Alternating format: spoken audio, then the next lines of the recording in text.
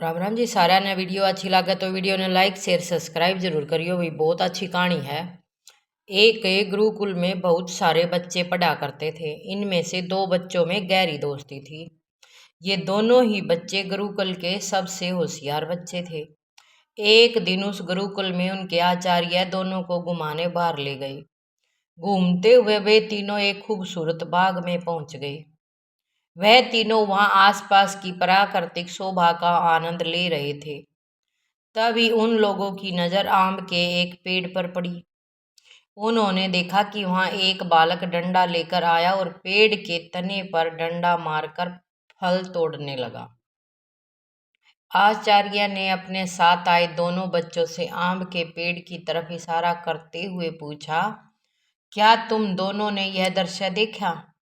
हाँ गुरुदेव, हमने उस बालक को डंडा मारकर आम का फल तोड़ते हुए देखा, बच्चों ने उत्तर दिया। गुरु ने उनमें से एक बच्चे से पूछा, इस दृश्य के बारे में तुम्हारी क्या राय है? उस बच्चे ने जवाब दिया, गुरुदेव, मैंने देखा कि कैसे उस बालक को डंडा मारकर आम के पेड़ से फल तोड़ना पड़ा। मैं सोच रहा हूँ कि जब वृक्ष भी बगैर डंडा खाए फल नहीं देता, तब किसी मनुष्य से कैसे काम निकाला जा सकता है। यह दृश्य हमें एक महत्वपूर्ण सामाजिक सत्य का आईना दिखा रहा है कि यह दुनिया राजी खुशी नहीं मानने वाली है। यहाँ दबाव डालकर ही समाज या लोगों से कोई काम निकाला जा सकता है। गुरु ने जब दूसरे बच्चे से पूछा, तुमने भी डंडा मारकर फल तोड़ने वाला यह दृश्य देखा, तो तुम्हारी इस बारे में क्या राय है? दूसरा बच्चा बोला, गुरुजी, यह दृश्य देखकर मुझे कुछ और ही लग रहा है। जिस प्रकार आम का यह पेड़ डंडे खाकर भी उस बालक को मधुर आम दे रहा है, उसी प्रकार व्यक्ति को भी समय दुख सहकर भी दूसरों को हमेशा सुख देना चाहिए। कोई अगर हमारा अपमान भी करे तो बदले में हमें उसका उपकार करना चाहिए। यही सज्जन व्यक्तियों का धर्म है। यह कहकर वो गुरुदेव का चेहरा देखने लगे। गुरुदेव मुस्कुराए और बोले, देखो बच्चों, जीवन में दृष्टि बहुत महत्वपूर्ण है। अभी अभी तुम्हारे सामने घटना एक ही घटी है, लेकिन तुम दोनों ने उसे अलग अलग रूप में ग्रहण किया है। क्योंकि तुम्हारी दृष्टि में भिन्नता है। मनुष्य अपनी दृष्टि के अनुसार ही जीवन के किसी प्रसंग की व्याख्या करता है, उसी के अनुरूप कार्य करता है और यूं कहे कि उसी के मुताबिक फल भी भोगता है। तो ये बात तो भाई सच्ची है। जो पेड़ का फल लागेंगे उससे तो ये सब कुछ झेलना पड़ेगा। बाकी जिसका फल नहीं लागते हैं, ऐसे ही वो खड़ा रहा है, उसके दौरे कोई आना जाना भी पसंद नहीं करता। इसी तरह इंसान है, अगर अच्छा इंसान है, उसकी तोड़ने की कोशिश करे जावे है तो उसने अपना अड़िग रहना चाहिए। किसी भी परिस्थिति में हमने टूटना नहीं चाहिए। गुरु ने पहले बच्चे से कहा, तुम सब कुछ अधिकार पर डालकर हासिल करना चाहते हो, वही तुम्हारा मित्र प्रेम से पाना चाहता है। देखने का नजरिया बदलिए, खुश रहिए। एक बार एक पंडित जी थे। वे रोज घर घर जाके भगवत गीता का पाठ करते थे तथा कान्हा की कथा सुनाते थे। एक दिन उन्हें एक चोर ने पकड़ लिया और कहा, तुम्हारे पास जो कुछ भी है वो मुझे दे दो। तब वो पंडित जी बोले कि बेटा, मेरे पास तो कुछ भी नहीं है। तुम एक काम करना, मैं यहीं पड़ोस के घर में जाकर भगवत गीता का पाठ करता हूँ। वो जजमान बहुत दानी लोग हैं। जब मैं कथा सुनाऊंगा तुम उनके घर में जाके चोरी कर लेना। चोर मान गया। अगले दिन जब पंडित जी कथा सुना रहे थे तब वो चोर भी वहाँ आ गया। तब पंडित जी बोले कि यहाँ से मीलों दूर एक गांव है, वृंदावन। वहाँ एक लड़का रहता है जिसका नाम कान्हा है। वो हीरे जवाहरातों से लदा रहता है और अगर कोई लूटना चाहता है तो उसको लूट लो। वो रोज रात को एक पीपल के पेड़ के नीचे आता है जिसके आसपास बहुत सी झाड़ियाँ हैं। भाई लड़के ने तो यूँ सोचा के रखी पाओगा लूट लेंगे, क्यों ना उनका तो चोर है, वो तो चोर के मन में तो लूटने की चाल लगी। चोर ने यह सुना और खुशी खुशी अपने घर जाकर अपनी पत्नी से बोला, आज मैं एक कान्हा नाम के बच्चे को लूटने जा रहा हूँ, मुझे रास्ते में खाने के लिए कुछ बांध दे। पत्नी ने कुछ सत्तू उसको दे दिया और कहा कि बस यही है जो भी है। चोर वहाँ से यह संकल्प लेकर चला कि अब तो मैं उस कान्हा को लूट के ही आऊँगा। रास्ते में कान्हा का नाम लेते हुए अगले दिन शाम को वहाँ पहुँचा जो जगह उस पंडित जी ने बताई थी। वहाँ पहुँचकर सोचा, अगर मैं यहीं सामने खड़ा हो गया तो बच्चा मुझे देख के भाग जाएगा, तो मेरा यहाँ आना बेकार हो जाएगा।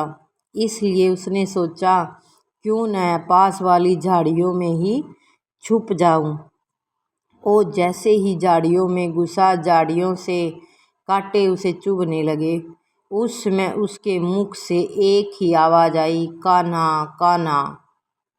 उसका शरीर लूलुहान हो गया, पर मुख से फिर भी सिर्फ यही निकला, कान्हा कान्हा। अपनी भगत की दशा देख के कान्हा जी चल पड़े तो लक्ष्मी जी बोली कि प्रभु कहाँ चले, वो आपको लूट लेगा। प्रभु बोले कि कोई बात नहीं, अपने भक्तों के लिए तो मैं लूटना क्या, मिट जाना भी पसंद करूँगा। और ठाकुर जी बच्चे का रूप बना के आधी रात को वहाँ आए। वो जैसे ही पेड़ के पास पहुँचे, चोर एकदम से बाहर आ गया और उन्हें पकड़ कर बोला कि कान्हा, तूने मुझे बहुत दुखी किया है। अब ये चाकू देख रहा है ना, चुपचाप अपने सारे गहने मुझे दे दे। कान्हा जी ने हंसते हुए उसे सब कुछ दे दिया। वो चोर हंसी खुशी अगले दिन अपने गांव में वापस पहुंचा और सबसे पहले उसी जगह गया जहां वो पंडित जी कथा सुना रहे थे, और चोरी के गहनों में से आधे उसने पंडित जी के चरणों में रख दिए। पंडित जी के पूछने पर उसने कहा कि आपने ही तो मुझे कहा था, मुझे उस कान्हा का पता दिया था, मैं उसको लूट के आया हूँ और आपका यह हिस्सा है। पंडित जी ने सुना तो यकीन नहीं हुआ। वह बोले, मैं इतने सालों से पंडिताई कर रहा हूँ और मुझे आज तक नहीं मिला। तुझ जैसे पापी को कान्हा कहाँ से मिल गया। चोर के बराबर कहने पर पंडित जी बोले कि चल मैं भी चलता हूँ तेरे साथ, मुझे भी दिखा कि कान्हा कैसा दिखता है। और वो दोनों चल दिए। चोर ने कहा कि आप मेरे साथ यहाँ छुप जाओ। कांटों के कारण दोनों का शरीर लहूलुहान हो गया और मुख से बस एक ही आवाज़ निकली, कान्हा कान्हा। मध्य रात्रि कान्हा बच्चे के रूप में फिर आए तो दोनों झाड़ियों से बाहर निकले। पंडित जी फूट फूट कर रोने लगे और जाके चोर के चरणों में गिरकर बोले कि हम जिस आज तक देखने के लिए तरसते रहे, जो आज तक लोगों को लूटता आया है, वो तुमने उसे ही लूट लिया। तुम धन्य हो। ऐसा है मेरे कान्हा का प्रेम अपने सच्चे भक्तों के लिए। यदि कोई भी उन्हें सच्चे दिल से पुकारते हैं तो वो भागे भागे चले आते हैं।